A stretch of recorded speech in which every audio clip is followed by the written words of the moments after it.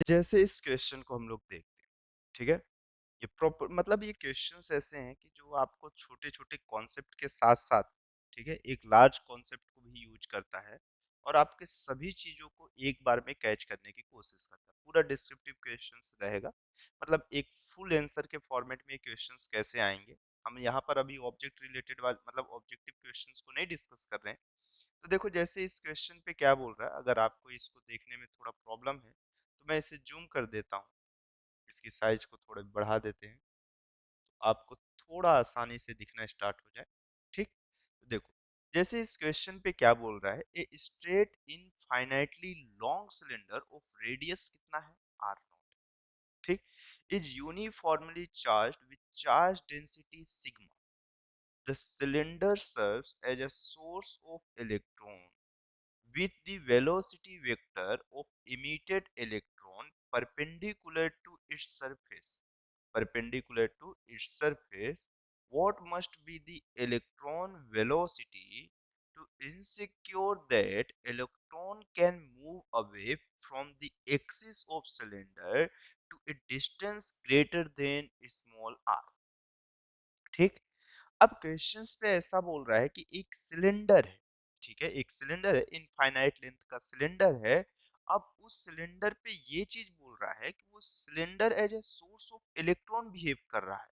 अब वो क्या कर रहा है, वहां से अपने सरफेस से इलेक्ट्रॉन निकाल रहा है। तो ये पूछ रहा है कि मेरे पास उस इलेक्ट्रॉन की वेलोसिटी कितनी होगी कि वो किसी दूसरे सरफेस पे जिसकी रेडियस उसके स्मॉल आर मतलब कैपिटल आर नॉट से ज्यादा है, उस पॉइंट तक वो पहुंच सके, उस पॉइंट तक वो पहुंच सके।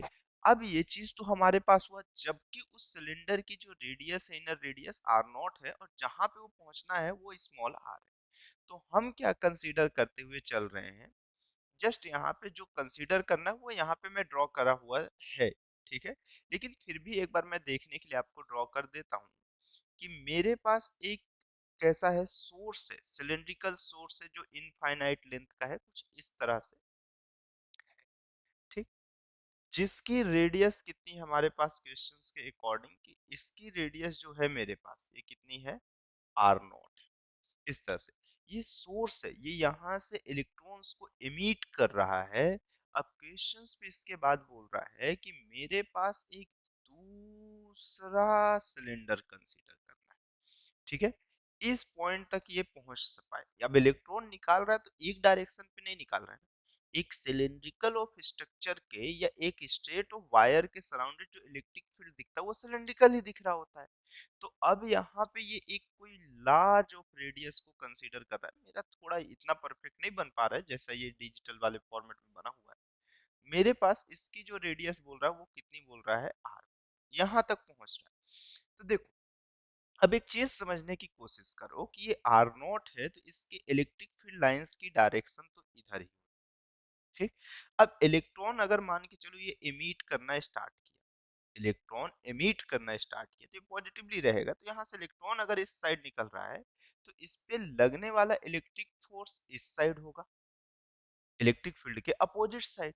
मतलब ये इधर से, मतलब ऑलवेज भी अट्रैक्ट, जैसे ये सरफेस को इलेक्ट्रॉन छोड़ेगा किसी वेलोसिटी के साथ तो इस पे एक अट्रैक्शन फोर्स लगेगा, और हर एक डिस्टेंस के साथ इलेक्ट्रिक फील्ड क्या कर रहा होगा, वेरी कर रहा होगा। मतलब इसकी धीरे धीरे फोर्स लग रहा होगा तो ये डी एक्सेलरेशन फील कर रहा होगा। तो कोई तो वेलोसिटी होनी चाहिए जिससे ये कहां पर कैपिटल आर नोट से निकल के कहां पे आ जाए, स्मॉल आर तक पहुंच जाए, ठीक। तो अब देखो हर डिस्टेंस के साथ इलेक्ट्रिक फील्ड वेरी कर रहा है। तो मैं क्या फाइंड करना चाहता हूँ कि इसको एक गॉसियन सरफेस एक्चुअल में कंसीडर कर लेता हूँ कि ये एक कौन सा सरफेस है, गॉसियन सरफेस है।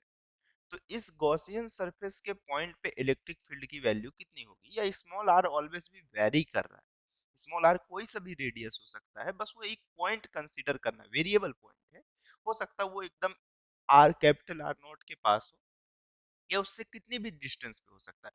क्वेश्चन पे जो फिक्स्ड वैल्यू है R naught small R sorry capital R naught है, यहाँ पे एक सोर्स है, बस वही फिक्स है, ठीक। तो अब अगर ये चीज फिक्स है तो ये इलेक्ट्रिक फील्ड डिस्टेंस के साथ वेरी कर रहा है, तो इलेक्ट्रिक फील्ड की वैल्यू फाइंड करना है।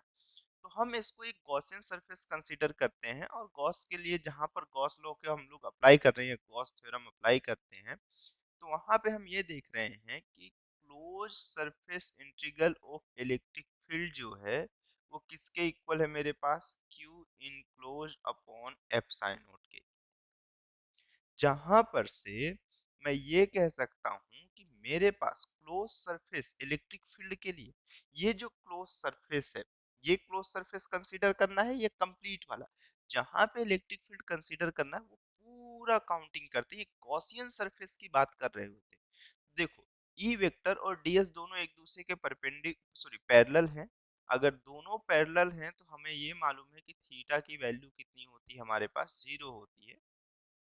और हम ये कह सकते हैं कि इलेक्ट्रिक फील्ड की वैल्यू ई और ये क्लोज सरफेस की जो वैल्यू है वो कितना हो जाएगा, 2 पाई स्मॉल आर, और इसकी लेंथ जो मेंशन की है दोनों के लिए एल मेंशन कर लेते हैं, ठीक। और ये क्यू इनक्लोज्ड है, मतलब इसके अंदर ये जो सरफेस हम काउंटिंग किए हैं इसके अंदर के चार्ज की वैल्यू बताना है अपॉन एफ साइन। तो इस क्यू इनक्लोज्ड की जो वैल्यू देखनी है हमारे पास, तो देखो इसकी चार्ज डेंसिटी गिवन है, ठीक।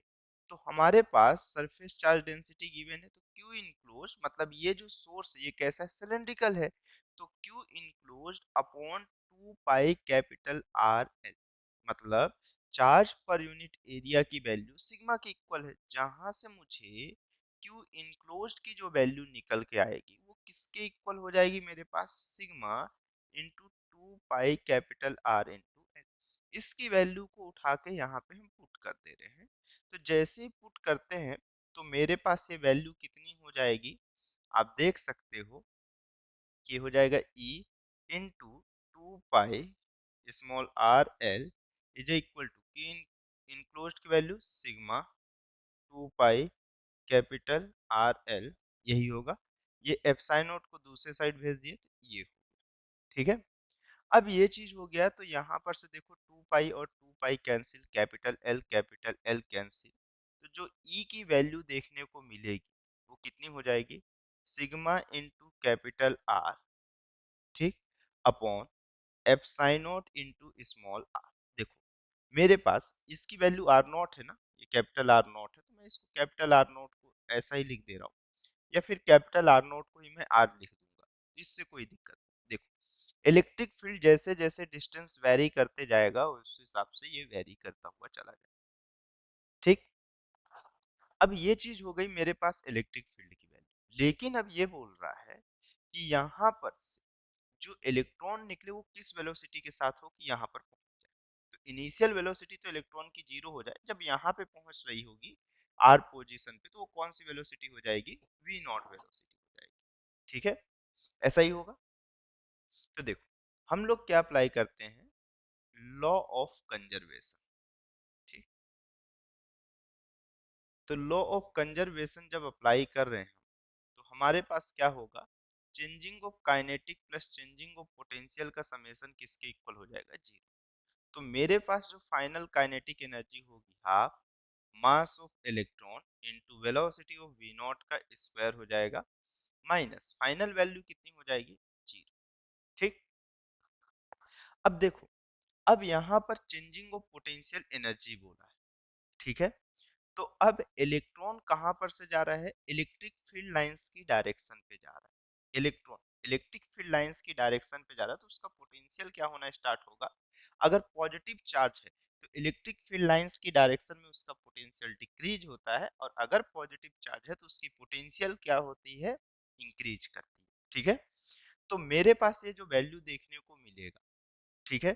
तो इस पॉइंट के लिए पोटेंशियल अगर मैं वी नॉट कंसिडर किया और इस पॉइंट के लिए पोटेंशियल वी कंसिडर किया, तो मेरे पास इस पोटेंशियल की जो वैल्यू होगी वो कितनी हो जाएगी, मेरे पास देखो ये माइनस ऑफ ई जब लिखोगे तो इलेक्ट्रिक फील्ड लाइंस की डायरेक्शन में इलेक्ट्रॉन के लिए पोटेंशियल क्या होता है, इंक्रीज होगा। तो मेरे पास प्लस ई, मेरे पास कितना हो जाएगा ये फाइनल वैल्यू वी, और initial value V naught is equal to कितना हो जाएगा, 0। यही चीज होगा। अब देखो यहाँ पर से ये हाफ एम वी नॉट का स्क्वायर हो गया। अब उसके बाद सबसे ज्यादा दिक्कत मुझे किस बात पे आ रही है कि मुझे ये नहीं मालूम है कि इसे E V naught minus V लिख दिया, मुझे एक्चुअल में यहाँ पे पोटेंशियल डिफरेंस ही नहीं मालूम कि वी नॉट माइनस वी की वैल्यू है कितनी, और यही वैल्यू मुझे क्या करनी है, कैलकुलेट करनी है। अब अगर मैं इसे इक्वेशन सेकंड रख रहा हूँ, अभी कौन सा रख ले रहा हूँ, सेकंड इक्वेशन रख ले रहा हूँ, और मुझे नहीं मालूम ये लोअर पोटेंशियल ये हायर पोटेंशियल है, ये पहले इक्वल के फर्स्ट साइड था, अब सेकंड साइड लेके गए हैं, ये माइनस सिंबल को मैं एडजस्ट कर लिया। ठीक, तो अब देखो आप क्या लिखते हो कि इलेक्ट्रिक फील्ड आपको मालूम है विद डिस्टेंस, आप पोटेंशियल फाइंड कर सकते हो, क्योंकि पोटेंशियल विद डिस्टेंस क्या हो रहा है, वेरी कर रहा है। जहां पे आप लिख सकते हो कि E is equal to minus DV by कितना है मेरे पास, डी आर। और इलेक्ट्रिक फील्ड की वैल्यू अभी आप देखे हो कि आर नॉट सिग्मा अपॉन कौन सा epsilon naught into small R is equal to minus DV by of कौन सा मेरे पास, डी आर। ठीक, और अगर मेरे पास ये होता है इलेक्ट्रिक फील्ड का रिलेशन विद पोटेंशियल, तो मैं इसे देखूं तो dv is equal to minus R naught into sigma epsilon naught into small R, और ये मेरे पास कौन सा है, डी है। हम इसे क्या करेंगे, इंटीग्रेट करेंगे। क्या करेंगे, इंटीग्रेट करेंगे, जहां पर से इसका इनिशियल पोटेंशियल कौन सा, वी नॉट, और फाइनल पोटेंशियल कौन सा, वी। और मेरे पास जो आर की वैल्यू वो small R naught, sorry R naught से लेके कहाँ तक है मेरे पास, स्मॉल आर तक है। तो ये मेरे पास upper limit minus lower limit minus r naught into sigma upon epsilon naught 1/r की जो वैल्यू है वो एल एन कितना हो गया मेरे पास, आर। जहां पर से इसकी वैल्यू कितनी हो गई, कैपिटल आर नोट से कहाँ तक जा रहा है, आर तक। ठीक, अब देखो मुझे वहां पर कौन सा चाहिए, वी नॉट माइनस वी चाहिए, तो मैं एडजस्ट कर लेता हूँ, इस माइनस को सेकंड साइड लेके आ जाता हूँ, तो ये हो जाएगा, ये हो जाएगा R naught upon epsilon naught sigma upper limit minus lower limit, तो लॉग एन लॉग या L N R minus of L N R naught हो गया। और जब इसे मैं कंप्लीटली सॉल्व करूंगा तो ये मुझे दिखेगा R naught upon epsilon naught into sigma, और ये हो गया एल एन, और ये small R by of R naught. बस इसकी वैल्यू को चुपचाप मुझे इक्वेशन 2 में पुट करना है।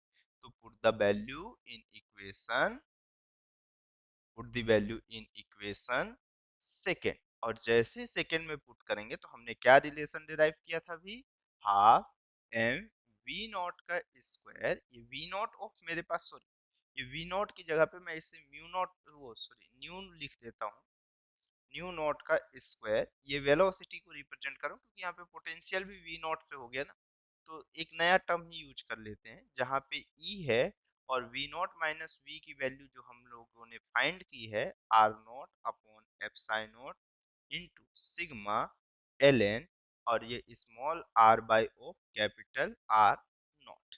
ठीक, और जहां पर से हमारे पास वी नॉट की जो वैल्यू आ रही है वो कितना हो रहा है, 2e अपॉन एम, और ये कौन सा हुआ, R naught upon epsilon naught into sigma, और ये L N small R by of capital R naught हुआ, और ये कंप्लीट ऑफ टर्म्स का क्या हो गया, स्क्वायर रूट हो गया। ये चीज एक्चुअल आंसर आपके पास है। अब देखो, अब लोगों को क्या लगता है कि नहीं इस क्वेश्चन में मुझे सिर्फ इतना ही डिराइव करना था कि वेलोसिटी फाइंड करना था, लेकिन एज ए स्टूडेंट और एज अ जेई एस्पिरेंट या नीट एस्पिरेंट या मेंस एस्पिरेंट बोलो या एडवांस के लिए बोलो, चाहे जिसके लिए भी बोलो, कंपटीशन एग्जाम के लिए 11th या 12th के लिए, आपको ये देखना भी जरूरी है कि एक्चुअल में जब एक रॉड था तो उससे आर नोट डिस्टेंस पे उसके पोटेंशियल डिफरेंस की वैल्यू कितनी थी, मतलब v नॉट माइनस वी की वैल्यू कितनी आई है, ये भी फाइंड करना इंपॉर्टेंट था, जो कि वैल्यू कितनी है, R naught upon sigma naught into sigma, sorry R naught upon epsilon naught into sigma L N R upon capital R naught. ये भी चीज इस क्वेश्चंस पे इंपॉर्टेंट थी, ना कि आपका सिर्फ ये पोर्शन इंपॉर्टेंट है। एक्चुअल में जितना इंपॉर्टेंट ये है उससे कई गुना ज्यादा इंपॉर्टेंट ये है। फाइनल वेलोसिटी तो आप फिर भी एनर्जी कंजर्वेशन अप्लाई करना सबको लगभग लगभग पता होता है, पोटेंशियल डिफरेंस फाइंड करना लोगों को कॉम्प्लिकेटेड जाता है। ठीक, तो मैं समझूं ये समझ में आया? एक बार पीछे फिर से दिखा देता हूँ। ऐसा है। फिर नेक्स्ट क्वेश्चन पे चलो, देख लो आप।